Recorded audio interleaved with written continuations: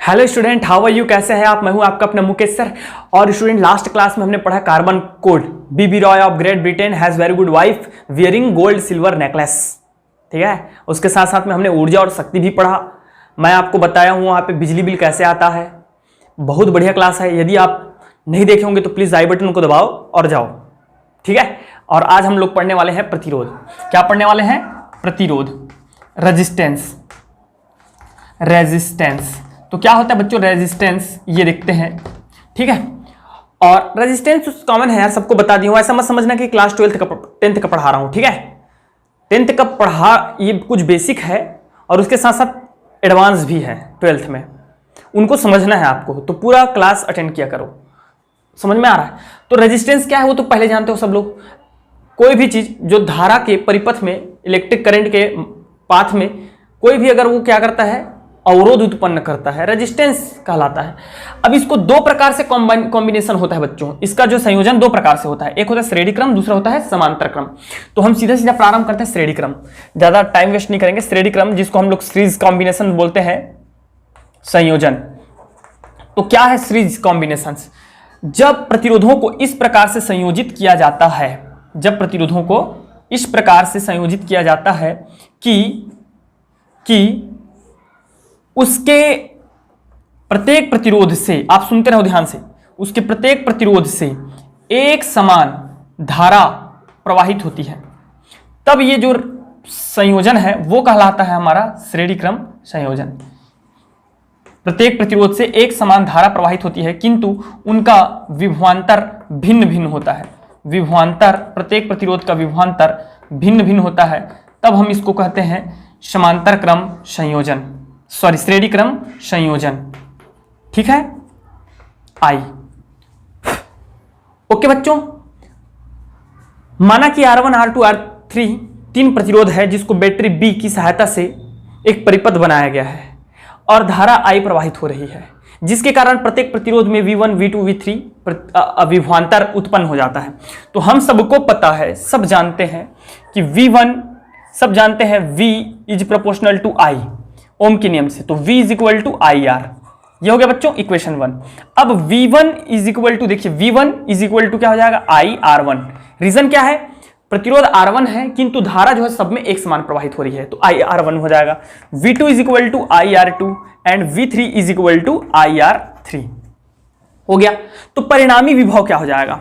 परिणामी विभव, resultant voltage, परिणामी विभव। तो परिणामी विभव जो हमारा होगा that is V is equal to क्या हो जाएगा बताइए? V इज इक्वल टू हो जाएगा हम लोगों का V1 plus V2 plus V3।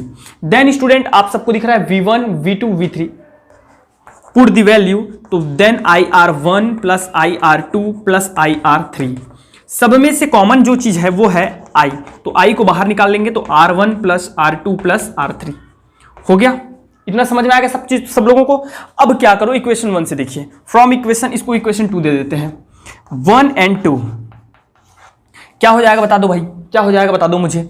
IR ऊपर से लेके आ गए और इधर है IR1 plus R2 plus R3। ठीक है, हो गया। तो ये हमारा I से I कैंसल आउट हो गया। Then R is equal to आ गया हम लोग का R1 plus R2 plus R3। इतना चीज सबको कंसेप्ट क्लियर है? कंसेप्ट क्लियर है बच्चों? अगर दो ठो होता श्रेणी क्रम में तो ये हो जाता R1 प्लस R2, अगर दो प्रतिरोध अगर जुड़े होते तो। और यदि n टर्म्स जुड़े होते तब हमारा हो जाता R is equal to R1 plus R2 plus R3 dot dot dot n, sorry Rn। होता कि नहीं होता? अब इसी को समझते जाना, मैं आप कनेक्ट कर रहा हूं, ध्यान से सुनते जाना ना। कनेक्ट कर रहा हूं मैं, क्या कनेक्ट कर रहा हूं सुनो। सपोज करो ये तो आ गया, ये तो आपने कक्षा 10th में पढ़ रखा है, क्लास 10th में। आगे क्या है ये सुनो। सपोज करो, ठीक है, ये तो डिफरेंट रहेगा ही रहेगा सब में, लेकिन सपोज करो कि हमारा सब में एक समान प्रतिरोध लगा हुआ है, R प्रतिरोध लगा हुआ है। और ये कितना टाइम लगा हुआ है बच्चों? कितना टाइम लगा हुआ है मैं बताता हूं आपको। कितना टाइम लगा हुआ है? n टाइम लगा हुआ है। कितना टाइम लगा हुआ है? n टाइम लगा हुआ है। मतलब 1 2 3 4 5 6 7 n टाइम लगा हुआ है। तब ये फॉर्मूला कैसे कन्वर्ट हो जाएगा? ये देखो, ये देखो, देखो यार, ये अगर 2 है और दोनों का वैल्यू सेम है तो R इज इक्वल टू क्या हो रहा है? R प्लस R, अगर दो ठो बस लगा हुआ है मान लो, सपोज करते हैं, तब क्या हो जा रहा है, तो रिजल्टेंट जो आएगा, मान लो मैं रिजल्टेंट S से शो करता हूं, तो RS इज इक्वल टू क्या हो जाएगा, दो ठो लगा हुआ है तो ये हो जाएगा 2R, होगा कि नहीं, तीन ठो लगा है तो क्या हो जाएगा 3R हो जाएगा, 3R हो जाएगा। तो अगर N लगा हुआ है तो तुल्य प्रतिरोध हो जाएगा, N लगा हुआ है तो तुल्य प्रतिरोध हो जाएगा NR, 10 लगा है तो 10R, तो N लगा है तो NR।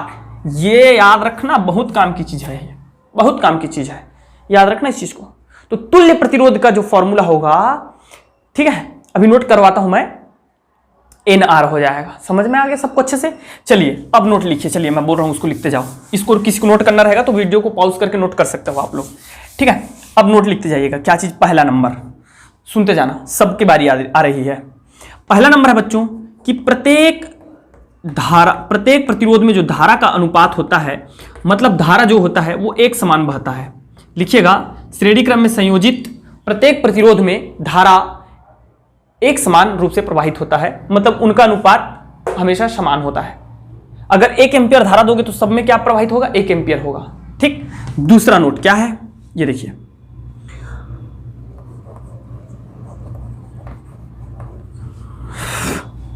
विभव धारा के प्रतिरोध के अनुक्रमानुपाती होता है, मतलब प्रत्येक प्रतिरोध का विभव भिन्न भिन्न होता है, ठीक है।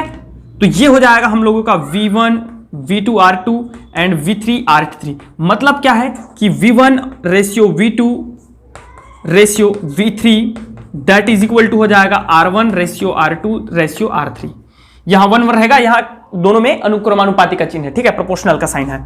तीसरा क्या टर्म्स है, अब भी बताया मैं आपको, अगर सभी प्रतिरोधों का मान समान है और उसमें n प्रतिरोध लगे हुए हैं तो जो तुल्य प्रतिरोध होगा, तुल्य आप लोग लिख लेंगे तुल्य प्रतिरोध, तो तुल्य प्रतिरोध जो होगा वो हो जाएगा NR।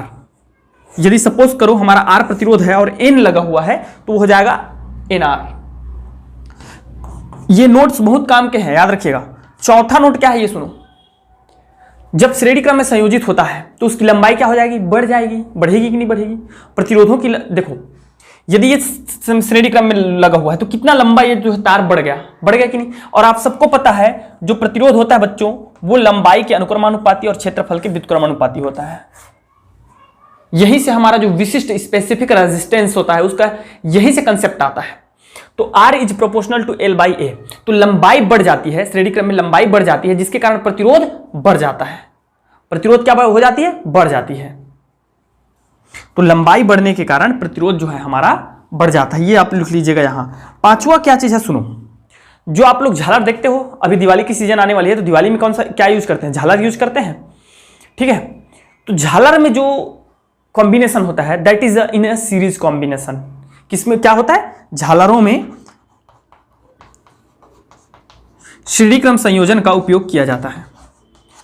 समझ में आ रहा है। और इसीलिए एक प्रतिरोध, भाई बल्ब क्या है, बल्ब क्या है, एक प्रतिरोध है। और एक बल्ब जब आपका एक बल्ब जब जलना बंद हो जाता है तो उस श्रेणी क्रम में संयोजित सभी बल्ब क्या हो जाते हैं, जलना बंद हो जाते हैं। तो उसको क्या करता है, इलेक्ट्रिशियन क्या करता है, उसको काट देता है उस बल्ब को, और काट के निकाल देता है, और यहाँ पे थोड़ा सा उसको रिपेयर कर देता है, जोड़ देता है, और उसके बाद फिर बाकी जो बल्ब है वो जलने लगते हैं। ये आप जो झालर देखे होंगे वो जानते होंगे, ठीक है। तो ये रहा हमारा पूरा श्रेणी क्रम संयोजन का कंसेप्ट। अब आते हैं, बात करते हैं समांतर क्रम संयोजन। तो समांतर क्रम संयोजन क्या है बच्चों, सुनते जाना, मैं स्पेशल लिखवा नहीं रहा हूं, इसको सुनते जाना। जब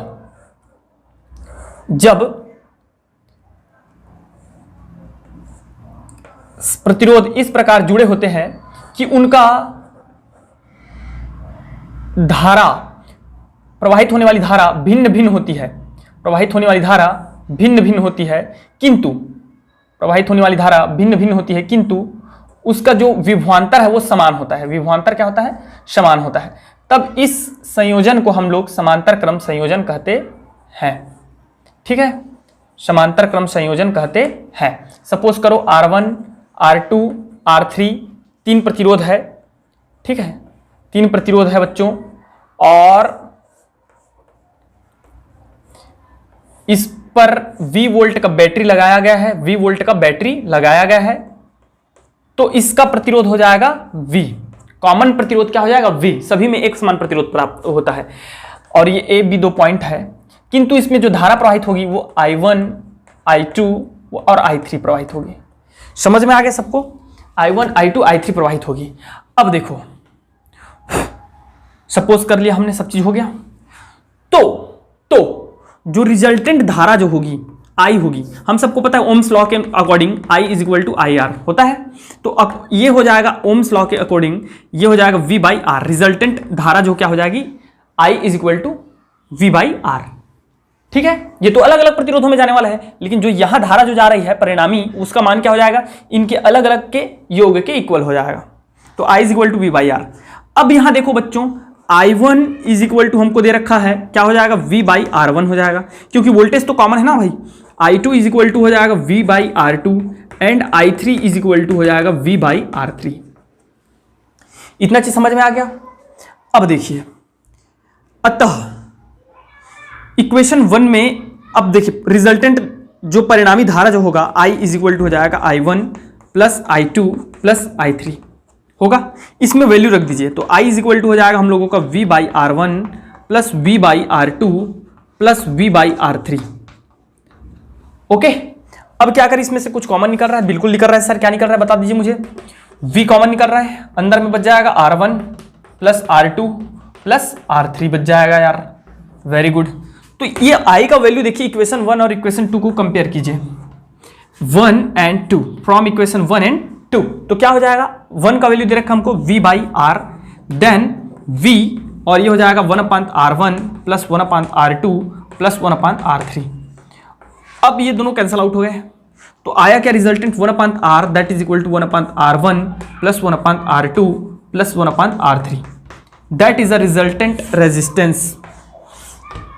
समझ में आ गया? अब इसको एक तरीके से और देखिए, जैसे उसमें समझे थे। सपोज दो रेजिस्टेंस जुड़े हुए हैं, तब क्या होंगे, दो रेजिस्टेंस जुड़े होंगे बच्चों, तो हो जाएगा 1/R that is equal to 1/R1 plus 1/R2 हो गया। तो रिजल्टेंट क्या निकल के आएगा, देखो ये हो जाएगा 1/R that is equal to, इसका मल्टीप्लाई इधर कर दीजिए, R2 plus R1 divided by R1 into R2 हो गया।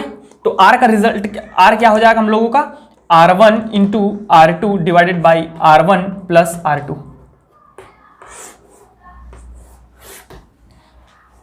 इतना कंसेप्ट क्लियर है? अब देखना, अब बातों को समझना, ठीक है? अब बातों को समझना, इनको मैं मिटा देता हूं क्योंकि मुझे एक चीज समझाना है आपको जो बहुत जरूरी है आपके लिए, उस चीज को समझिए, फिर नोट करवाते हैं इसमें भी। सपोज करो कि इसमें हमारा जो प्रतिरोध है वो सब एक समान है, मतलब अगर एक कोई एक 5 ओम का है तो सभी के सब 5 ओम के हैं, मतलब 5 ओम के n प्रतिरोध समांतर क्रम में जुड़े हुए हैं, तो वैल्यू क्या आएगा ये समझना, ये बताना चाह रहा हूं मैं। ये देखो भाई, अगर दो जुड़े हुए हैं समान एक जैसे, तो 1/R होगा। दो ठो अगर जुड़ा हुआ है तो 1/R होगा।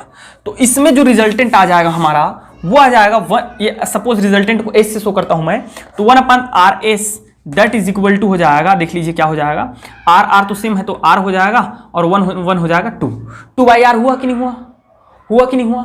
इतना चीज समझ में आ गया? अगर 3 जुड़े होंगे और इसको पलट दीजिए आप, तो RS इज इक्वल टू क्या हो जाएगा, R/2 होगा। रिजल्टेंट निकालना है ना आपको, 1/R रिजल्टेंट नहीं है, RS रिजल्टेंट है, 1/RS रिजल्टेंट नहीं है, RS रिजल्टेंट है, तो R/2 आया। अगर 10 जुड़े होंगे तो क्या आएगा, 3 जुड़े होंगे तो क्या आएगा, R/3 आएगा। अगर 10 जुड़े होंगे तो क्या आएगा, R/10 10 आएगा। और अगर n जुड़े होंगे तो क्या आ जाएगा, R/n आ जाएगा। आएगा कि नहीं आएगा, R/n आ जाएगा। तो बस आपको यही चीज याद रखना है, R/n को। अब देख लेते हैं इसके नोट्स क्या क्या है। फर्स्ट जो नोट है बच्चों वो ये है, समांतर क्रम संयोजन में in a parallel combinations of resistance all voltage of resistance is similar. Means सभी प्रतिरोधों में हमारा जो विभवांतर होता है, वोल्टेज होता है, वो समान होता है। मतलब उनका जो अनुपात होता है, रेशियो जो होता है, वो हमेशा बच्चों कांस्टेंट रहता है, एक, अगर एक कांस्टेंट रहता है, ठीक। दूसरा क्या है, दूसरा ये है कि प्रत्येक प्रतिरोध में हमारा जो धारा होता है वो भिन्न भिन्न होता है, डिफरेंट होता है, ठीक है। ये सेकंड टर्म्स हो जाएगा। इसको मैं ऐसा कर सकता हूं, ठीक है, उसको लिख लीजिएगा आप लोग। थर्ड टर्म्स क्या होता है ये सुनो, ये देख लीजिए, इसका परिणामी अगर एक समान प्रतिरोध समांतर क्रम में जुड़े हुए हों और उनकी संख्या n हो, तो जो हमारा रिजल्टेंट होता है, तुल्य प्रतिरोध होता है, वो होता है R/N। याद रखिएगा, ये किसके लिए है? समांतर क्रम के लिए। श्रेणी क्रम के लिए यही चीज ऐसा था, NR था। याद रखना इस चीज को, ये मैं बार बार इसलिए बोल रहा हूं क्योंकि इसका यूज करेंगे हम। फोर्थ पॉइंट ये है कि चूंकि समांतर क्रम में संयोजित रहता है, तो इसका क्या बढ़ जाता है? एरिया बढ़ जाता है, एरिया। तो एरिया बढ़ने के कारण प्रतिरोध क्या हो जाता है बच्चों? कम हो जाता है। किस फॉर्मूले से? R is proportional to L/A से।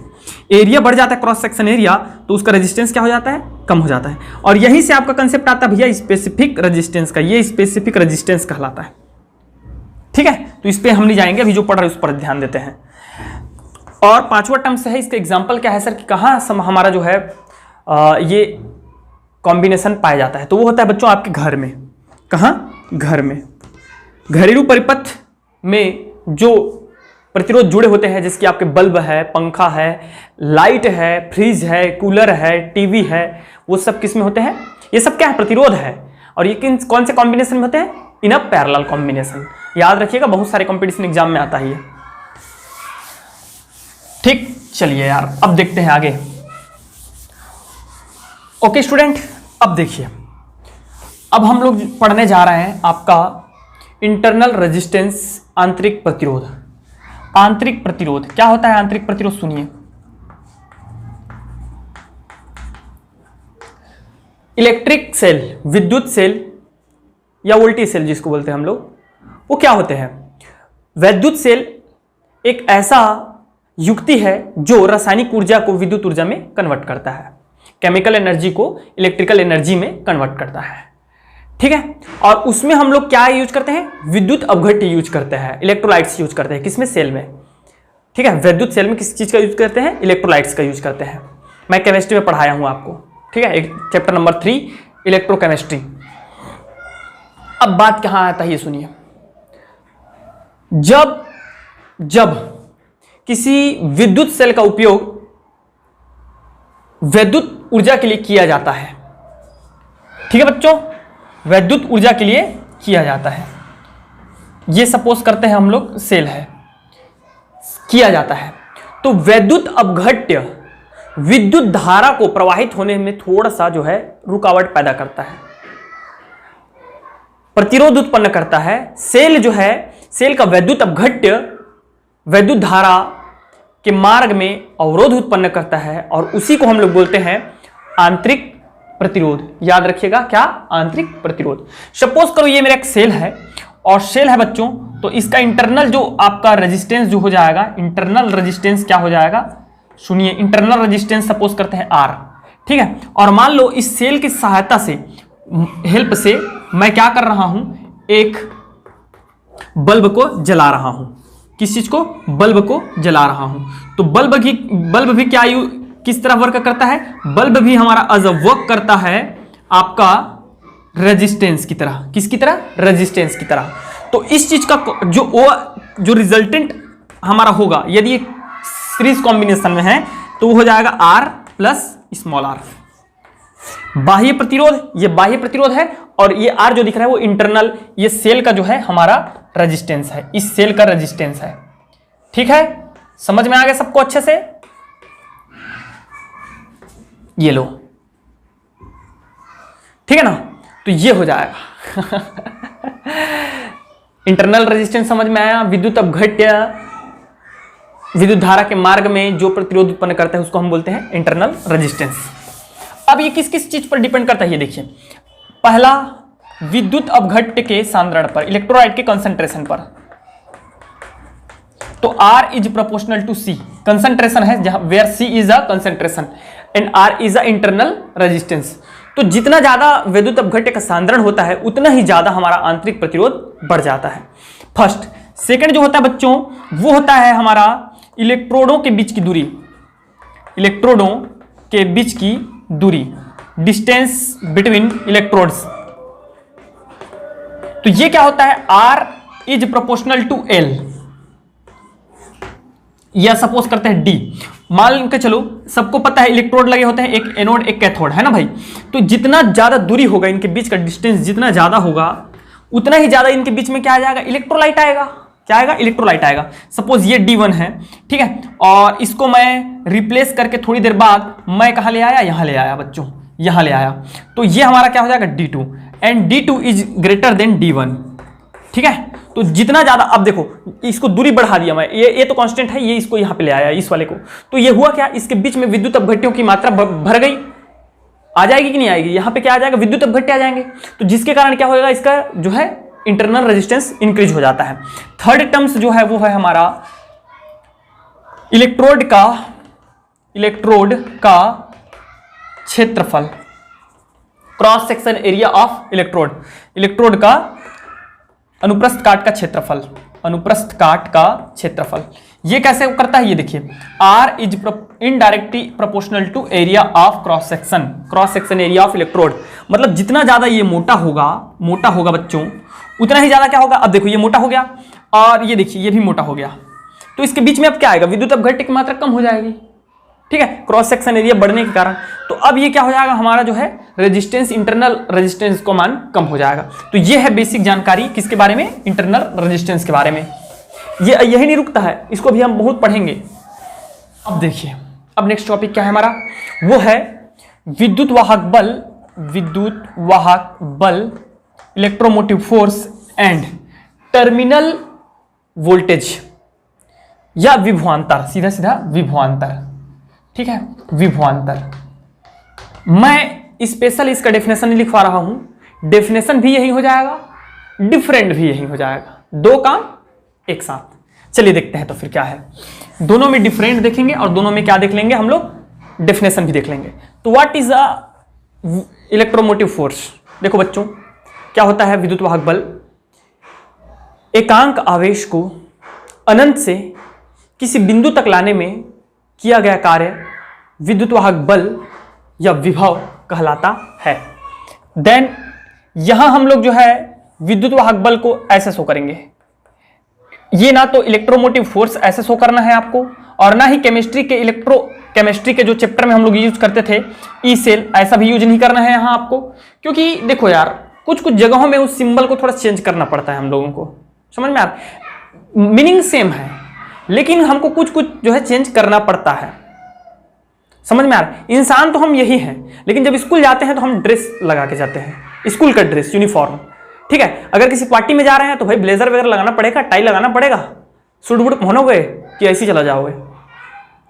और किसी के फिर दाह संस्कार में जा रहे हो तो सूट बूट लगा के जाओगे, तो ये उचित नहीं होता है। इंसान तो हम वही है, लेकिन हम अपने जो है हुलिया को चेंज कर देते हैं। सिमिलरली ये भी है विद्युत वाहक बल, ये भी है, इसका भी मतलब वही है, इसका भी मतलब वही है, इसका भी मतलब वही है, और यहां तक इसका भी मतलब वही है, बट हमको थोड़ा सा इसका सिंबल चेंज करना पड़ता है जगह के अकॉर्डिंग। तो E इज इक्वल टू हो जाता है डियर स्टूडेंट Q W/Q, एकांक आवेश को एक स्थान अनंत से किसी बिंदु तक ले जाने में किया गया कार्य, ठीक है। और विभवांतर क्या है, किसी विद्युत परिपथ में, देखो किसी विद्युत परिपथ में दो बिंदुओं के बीच के विभव के अंतर को हम लोग क्या बोल देते हैं, विभवांतर। या एक बिंदु से दूसरे बिंदु तक, अनंत से नहीं, एक बिंदु से दूसरे बिंदु तक ले जाने में किया गया कार्य ही हमारा क्या कहलाता है, विभव कहलाता है। तो ये भी वही रहता है बच्चों, इसमें डिफरेंट कुछ नहीं है, सेम है दोनों, ठीक है। और ये मैं आप ऐसे भी शो कर सकते हो, V is equal to V2 minus V1। Okay, ये बेसिक समझ में आ गया सबको। दोनों का ही मात्रक क्या होता है, ऐसा ही मात्रक वोल्ट होता है। सेकंड क्या है बता रहा हूं आपको, दूसरा क्या है, वास्तव में जो विद्युत युक्ति जैसे कि बैटरी, सेल होते हैं, वो ही हमारा क्या है, विद्युत वाहक बल है, विद्युत वाहक बल है। जबकि विभवांतर क्या है, विद्युत वाहक बल के कारण दो बिंदुओं के बीच विभव में जो अंतर उत्पन्न होता है वो क्या है, हमारा विभवांतर है, ठीक है। थर्ड टर्म्स क्या है ये सुनिएगा, थर्ड टर्म्स क्या है, विद्युत वाहक बल के कारण किसी परिपथ में विद्युत धारा प्रवाहित होती है। अगर आपने एक बल्ब लगा दिया, ठीक है, कुंजी भी लगा दी, बल्ब भी लगा दी, अब यहां मैं कोई बैटरी से जोड़ूंगा ही नहीं इसको, तो ये क्या बल्ब जलेगा, क्या नहीं जलेगा ना भाई।